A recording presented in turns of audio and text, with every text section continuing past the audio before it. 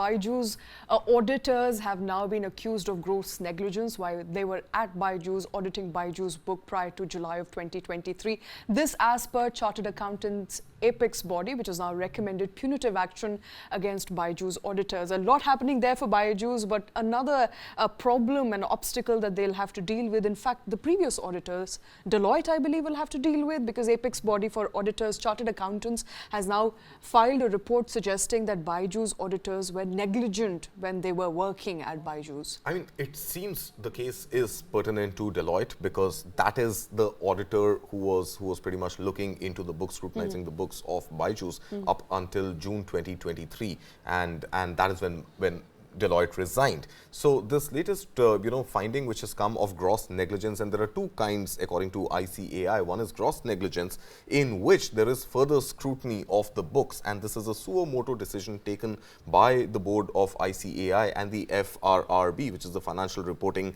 Review Mechanism, by which or rather the review board, by which this board suo motu takes cognizance of potential misgivings in the books of companies and goes and gets those books and scrutinizes those books and gets into the details of what the numbers really tell.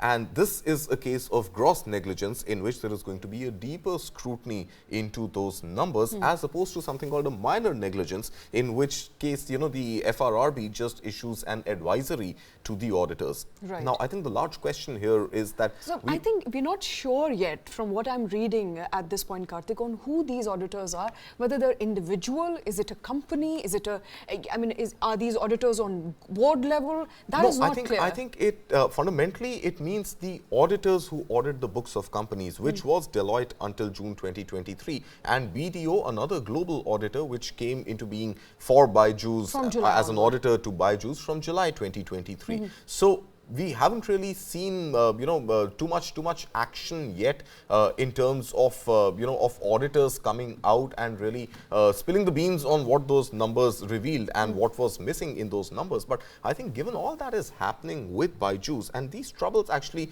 predate June 2023, Absolutely. Whether it's a $1.2 billion loan that we're talking about, whether it is the exorbitant prices paid for Great Learning and Epic, which have not really resulted in anything tangible on the revenue side for BYJU'S, and BYJU'S has been unable to sell them. And also, I think the biggest case right now is BYJU'S subsidiary Alpha, which filed for voluntary insolvency in the US. The disclosures there now reveal that 533 crore rupees. It's a Pandora's box. It's a Pandora's box completely, and it's a can of worms, which now you have the worms actually crawling all over the company, where you've actually now realized that 533 crores were apparently stashed away by a hedge fund called Camshaft, and Camshaft Capital has parked that money aside on instructions perhaps of Baiju Ravindran or the board of BYJU'S. And this money is about $500 million, and that money would have been well used to pay off at least 40% of the $1.2 billion which BYJU'S has been unable to pay, and for which it has filed voluntary insolvency in the US in a Delaware court. So obviously, these are large numbers. It's not, a 10,000 rupee check that bounced, or, some payment that did not get credited.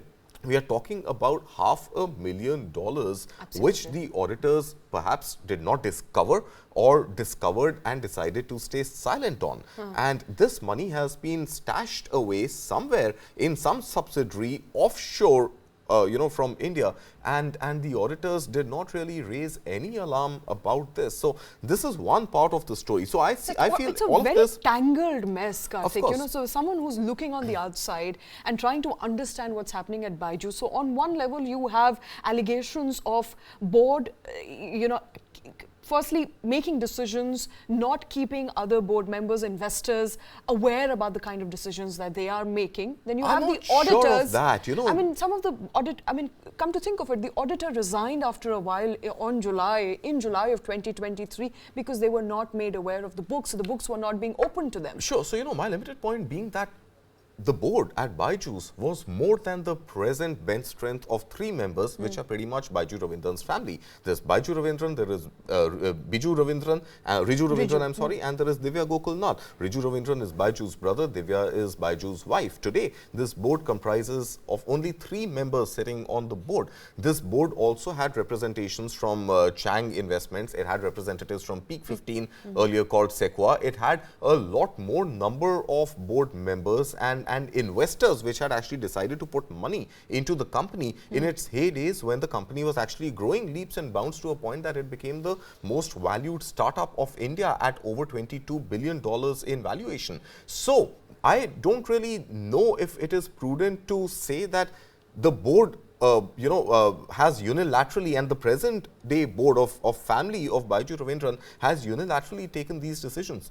I think some of the signatures would have been even of the investors who were occupying board seats until they decided to resign. So obviously, I mean, it is a can of worms and it is a Pandora's box, and there's a lot that comes out of it almost every 2-3 days as we cover this story. But the larger problem still continues to be with the auditors. Why were such large amounts of money allowed to go at a time when the company was seemingly not making profits? In fact, losses were ballooning. They were raising more funds and increasing their valuation. There were enormous marketing spends on brand ambassadors like Shah Rukh Khan, on purchasing the rights to advertise, on Messi of course, and purchasing the rights, the jersey title rights for the Indian cricket team. These are all very expensive sort of, marketing deals to do. And the board did not seem to perhaps raise enough questions. The auditors did not seem to question why so much money is flying out of the core business of BYJU'S, and at the same time allowing a $500 million worth of money being stashed away somewhere offshore, perhaps for some other vested interest, not for redeploying into the company when the company needs it the most. Right. In addition to that, we are seeing that now the Ministry of Corporate Affairs is likely to undertake its own investigation and see if the SFIO, the Serious Fraud Investigation Office, should get involved and really look at fraud cases against BYJU'S and not just corporate governance or misappropriation of funds. So there could be serious fraud cases also if the SFIO comes in, gets involved and starts scrutinizing BYJU'S.